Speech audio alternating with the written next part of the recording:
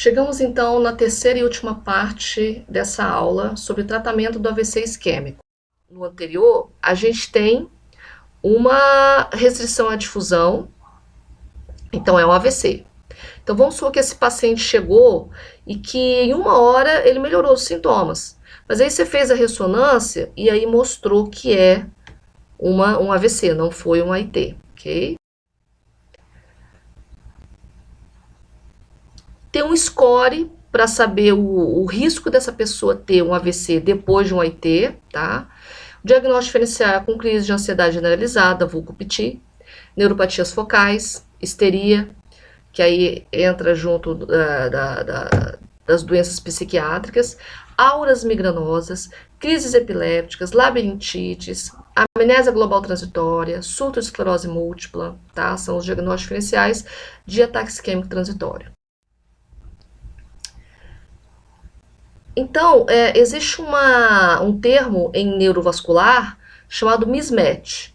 É quando você tem uma diferença entre a área necrosada, a área que está lesionada de verdade, com a área que a gente chama de penumbra, tá? Essa área de penumbra é uma área em que existe tecido viável ainda. Eu falei isso na primeira aula lá atrás, que eu dei um preâmbulo dessa segunda parte de AVC. Então, nesse slide, nessa imagem, você vê uma ressonância com uma lesão de gânglios da base. Aí à direita, no meio, você vê o cérebro todo verde e um vermelhinho, que é a área que está de penumbra. Então você vê que tem uma grande área que tem como você salvar. Embaixo você tem uma grande lesão que corresponde a mesma área na ressonância por perfusão, então aqui você não tem o que salvar, tá? Mas em cima você tem o núcleo, que ele chama de core, que é ali no gânglios da base esquerda, e você tem a penumbra, que é aquela parte de vermelho, tá? Que tá no centro aqui no cérebrozinho verde, aí tem uma área em vermelho, que é a área de penumbra. Então você tem coisa para salvar ali, tá? Então esse paciente vai se beneficiar da trombólise. Então você tem que evitar que esse paciente faça hipo ou hiperglicemia, tá? As duas coisas são horríveis para o paciente. Você tem que evitar que ele esteja hipertérmico. Para o AVC não tem problema ele estar hipotérmico, tá? A hipotermia foi usada num período, há 20 anos mais ou menos, usava-se a hipotermia para tentar minimizar a sequela do AVC. Não deu certo e largaram de mão. Então, a trombólise endovenosa, nós temos 4 critérios. Decorem esses critérios, são os importantes. Critérios de inclusão para uso de RTPA, é o que está no protocolo do Ministério da Saúde. Primeiro, AVC isquêmico em qualquer território encefálico. Por quê? Eu estou falando em qualquer território encefálico. Porque no protocolo primitivo, ele excluía o território posterior. Agora não, qualquer território encefálico. Possibilidade de se iniciar a infusão do RTPA dentro de 4 horas e meia do início dos sintomas. Então, não é que ele chegue até 4 horas e meia, não, é que dê para fazer isso dentro de 4 horas e meia. Tomografia ou ressonância sem evidência de hemorragia e idade superior a 18 anos. Ora, essa letra D, ela é relativa, tá? Ah, tem 16 anos, não pode fazer, não. Vai ser avaliado todos os prós e contras, tá? Então, você vê que aqui eles não incluíram as grávidas, tá? Então, assim, em tese, não é contraindicação você fazer RTPA em gestante, tá? Já foi feito, vimos vários casos clínicos de gestantes sendo submetidas a trombólise endovenosa e revertendo o déficit, tá? Então, assim, esses são os principais critérios de inclusão. Aí depois você vai ver as outras coisas, mas em princípio, se preencher esses 4 critérios, você já pode pensar em trombolizar, ok? E o item C, TC de crânio ou ressonância sem evidência de hemorragia. Ele não está falando que tem que estar alterado. Ele não está falando que a tomografia ou ressonância tem que vir mostrando o AVC. Não, ele só fala que não pode ter sangue. Se a tomografia estiver normal, mas o paciente tiver quadro clínico e tiver dentro da janela de 4 horas e meia, que dê para fazer o medicamento, ele vai fazer, tá? tá? Mesmo com a tomografia normal. Ah, mas a tomografia só tem infarto velho, só tem AVC velho, não tem nada novo. Mas ele teve o quadro clínico de um AVC novo, vai ser trombolizado. Aqui são os critérios de exclusão. Antigamente, eu pedia para os alunos decorarem. Agora não, né? Mas é bom ter uma noção, assim. Alguns são meio óbvios, né? Tipo, TAP maior que 15 segundos, INR maior que 1,5, óbvio. Se você tem distúrbio de coagulação, você não vai fazer, né?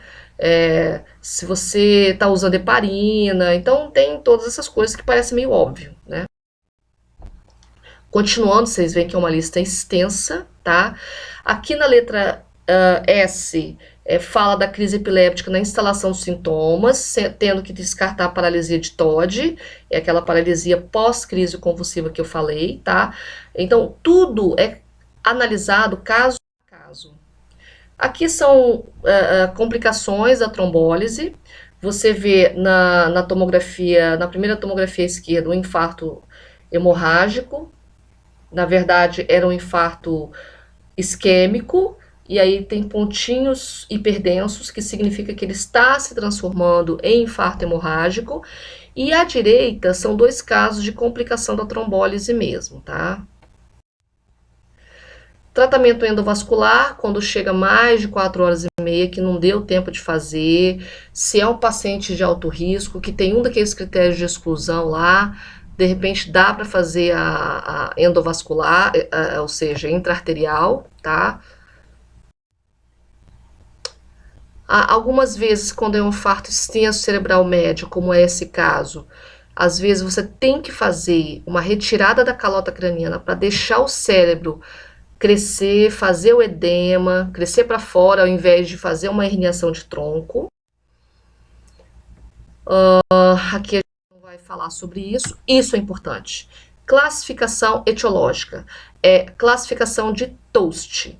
Então, a Toast 1 é quando a causa do AVC é por aterosclerose de grandes artérias.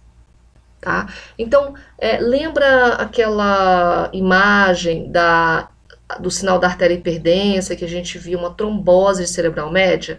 Então, provavelmente o Toast daquele paciente era 1, por aterosclerose de grandes artérias, ou um ateroma de carótida, né? O cardioembolismo é quando a origem do êmbolo é cardíaco, principalmente FA, FOP e septaneurisma, tá? Aqui, esse quadradinho, que agora que eu tô reparando que ele está velho, vocês vão ver aqui, na fonte de alto risco, não está fibrilação atrial, tá? Então, tudo bem.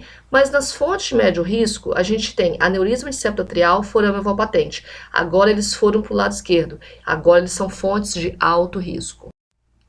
Então, temos Toast 1, que é a aterosclerose de grandes artérias. Temos Toast 2, que é a cardioembólica. Toast 3 é proclusão de pequenas artérias, a gente chama de infartos lacunares, é quando pega aquelas artériazinhas perfurantes pequenas, né? Então, é o Toast 3. Toast 4, infartos por outras etiologias, doença de moia-moia, dissecção arterial, anemia falciforme, né? Vasculites de um modo geral. E Toast 5 é quando você não conseguiu achar a causa daquele AVC. Então, na investigação etiológica daqueles pacientes que você não é hipertensão, não é diabetes, igual eu vou voltar aquele exemplo da mãe da doutora Fabiana, né? Então, a gente viu que o histórico dela era um AVC de cerebral média, foi mal atendida inicialmente, de lá de Ubatuba ela foi encaminhada para o Einstein, não lembro se foi Sírio Einstein, mas foi um dos hospitais. Lá eles fizeram, ela chegou depois da janela, né? Chegou muitas horas depois do ictus, mas assim, foi feita uma investigação, ela não era hipertensa, não era diabética, não era sedentária, tinha uma alimentação maravilhosa, não fumava, não bebia, e aí fizeram toda uma investigação e eles acharam um forame patente no ecocardiograma, tá? Depois de investigar bem, fizeram um Doppler transcraniano, observaram, tal, acharam o forame patente. Então o Toast dela era 2. Existe uma condição chamada AVC em jovem, é quando acontece em pacientes com menos de 50 anos. Nesses pacientes, se eles não forem diabéticos descompensados, hipertensos, obesos, a gente investiga, principalmente mulheres, principal causa de AVC em mulheres jovens é trombofilia e uso concomitante de contraceptivos orais. Então, os contraceptivos orais são um grande risco, fator de risco para AVC. Tá? Então é isso aí, gente. Finalmente chegamos ao final.